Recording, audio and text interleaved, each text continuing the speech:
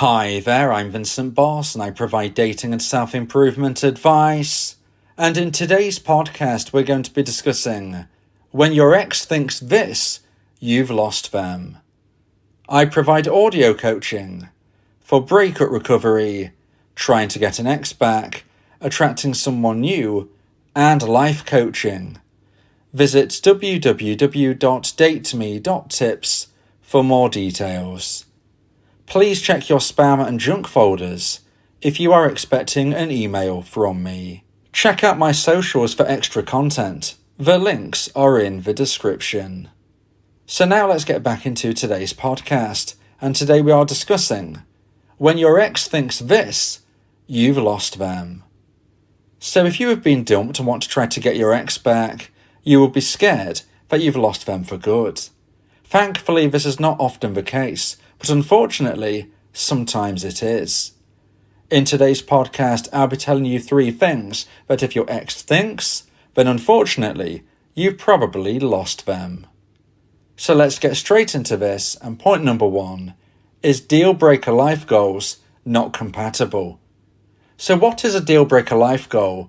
Well, this is something that you believe is non-negotiable. This is something that you believe you have to do, or you certainly wouldn't do, and there is no possibility of you changing your mind. And not only that, you are not comfortable with someone who has a different point of view. Now, I've broken down a number of deal breaker life goals which I believe are the most powerful and the most important to most people. Now, in essence, we're not talking about a favourite film. For most people, it doesn't matter if you have a different favourite film.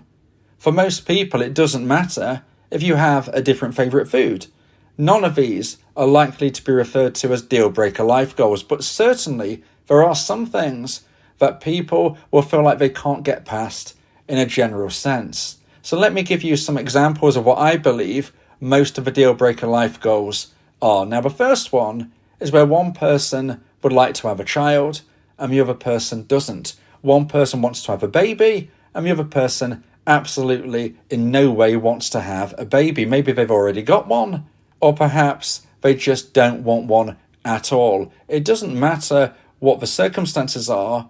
The reality is, if one person wants to have a baby and the other person doesn't for whatever reason, then this is a deal breaker life goal. You're not going to be able to get past this point unless one person really gives up on their opinion and their aim in life. And often, if you break a deal breaker life goal, this is something that you will regret in the future, and you might even hold against your partner. If you're somebody who really wants to have a baby and you're persuaded not to have a child, then in the future you might regret and resent your partner. Similarly, if you don't want to have a baby, maybe you don't want to have one at all, maybe you've already got children, you don't want any more children. If you decide to have a new child with a new partner, and then later on in the future, you think, actually, I didn't want another child. I said to them I didn't want one. I've been persuaded, and now I feel awkward. Now I feel underprepared. Again, this is something which could build resentment.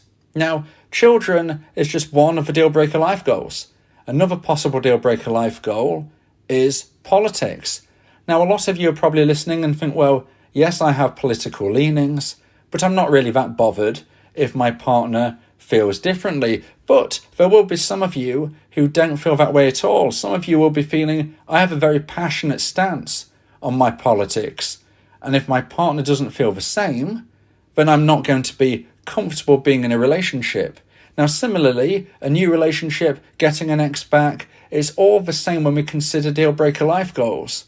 So even if you think, well, I was with my partner before, they know my politics, we were okay before, why can't I get them back at this stage? Well, unfortunately, you have already been broken up, and maybe this was one of the reasons why. So if you are looking at the fact and thinking, well, okay, we had a relationship before, they knew my thoughts on whether it was having children or politics or some of the other deal breaker life goals I'm going to get to, why can't they accept that now? Well, perhaps that was the reason why you actually broke up. So if you have a partner who's very passionate about politics, or maybe it's you that's passionate, and your partner, your former partner, your ex, they don't feel the same way, then you can't expect to reconnect and feel that this is going to work. If one of you or both of you are very passionate, but you both feel the same way, because it's unlikely that you're going to change your politics if you have that mindset. The same can be for religion. If you're somebody who is very religious and want your partner to have the same religious views, or maybe it's your partner who feels this way, you can't be surprised if they aren't happy about reconnecting if you have totally different viewpoints. Politics, religion, very, very similar in this regard. Deal breaker life goals for certain people. And you've got to understand that if your ex-dumper thinks, wait a minute, this is a deal breaker to me. I only want to be with someone who feels the same way about politics, feels the same way about religion, feels the same way about having children. If your ex-dumper feels that way, then unfortunately you've lost them if they don't believe you align in this way. Another deal breaker life goal, and the last one I'll mention in today's podcast, is the thought that one of you wants to travel the world or certainly live far away from where you do now, and the other person is happy staying exactly where you are. Maybe you're the one who wants to travel and your ex, the dumper, doesn't, or maybe it's vice versa. Whatever the situation, it is a deal breaker life goal because one of you will feel regretful and remorseful for not doing this if they are persuaded otherwise. Or maybe someone didn't want to do it and they get persuaded to do it and then feel regret for whatever reason. Deal breaker life goals are something which, in my opinion, can't be got past. So if your ex-dumper believes and thinks that you have a differential regarding deal breaker life goals, then unfortunately, in my opinion, you've probably lost them. So now let's get into point number 2 and the second point of today's podcast. Please like this video if you're watching on YouTube and subscribe to the channel. And point number 2 is downward trajectory. So today we're speaking about when your ex thinks this, I believe that you've lost them. And a downward trajectory is when your ex-dumper believes that you are no longer the person that they once knew in the relationship, but sadly, instead of improving, which is what you should be doing as a dumpee, unfortunately, you've actually declined. And hence, there is a downward trajectory. Now, I refer to this as becoming a version 0.5 of yourself, a version 0.5, if you will. Now, if you consider what that actually means, well, consider the person that your ex-dumper ended a relationship with. That person, the person you were at the time of the breakup, that is version 1. That person was dumped. Now, it's my belief that to get your ex back, you need to become a version 2.0 of yourself. You need to grow and improve and wow your ex-dumper into reconnecting with you in the future. But some people not only find it difficult to grow as a person, they find it challenging to even stay as the person who was actually dumped, and they decline. There is a downward trajectory. And unfortunately, if that happens, in my opinion, your ex-dumper is probably going to be thinking, I'm not going to reconnect. So therefore, in my opinion, you've lost them if they believe that you have gone on a downward trajectory. Now, why might this happen? Because as a dumpee, you're certainly not going to try to fall further down than where you feel. You already feel very low. Why on earth would you want to fall further? Well, it's not a choice.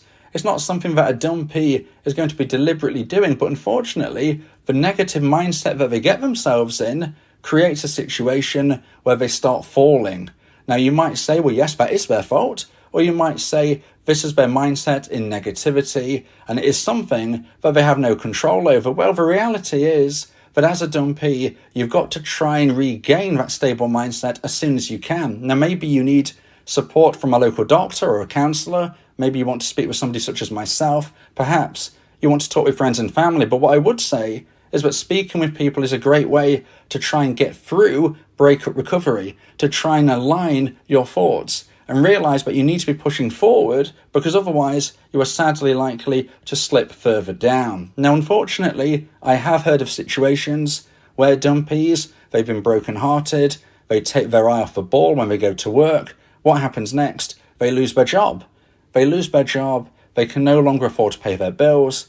Guess what? They now need to move out of where they're living because they can no longer afford to live where they are. They haven't got that income stream anymore because they've been fired for making a mistake at their job. Whatever the situation may be, I've heard unfortunate moments where people have fallen down in that kind of way. where a breakup has caused them to not be able to function at work well enough for them to maintain their job, and therefore they don't have the income, so they can't continue living where they're living. All of a sudden, their life seems to be falling down and down and down. We need to make sure that you don't stand on a floor made of glass, which is falling down and down and down. We need to make sure that you build a life based upon strong foundations.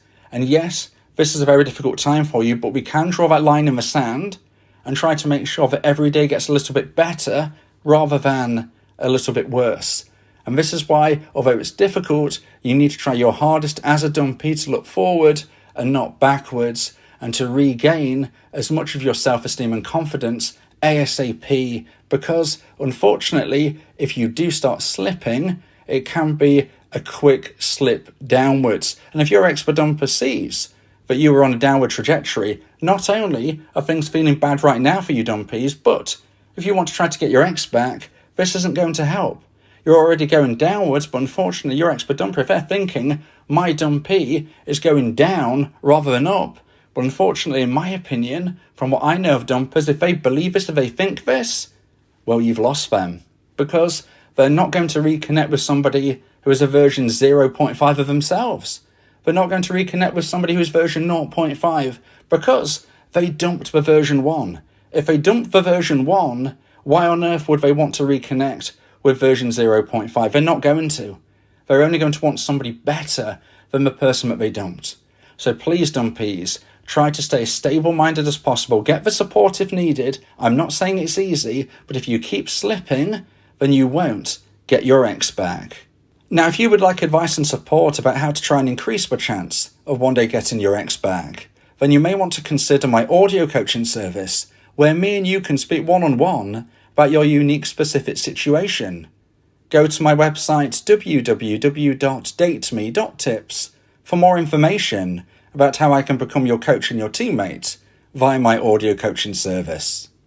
Talking about your feelings can also improve your mental health. It helps prevent the build-up of negative emotions, which can lead to stress, anxiety, depression, and even physical health issues. Speak your heart to free your mind. So now let's get into point number 3 and the final point of today's podcast, about when your ex thinks this, you've lost them. And point number 3 is evidence. Now, when I'm talking about evidence in regards to today's podcast, I'm speaking about the evidence that unfortunately your relationship doesn't work between you.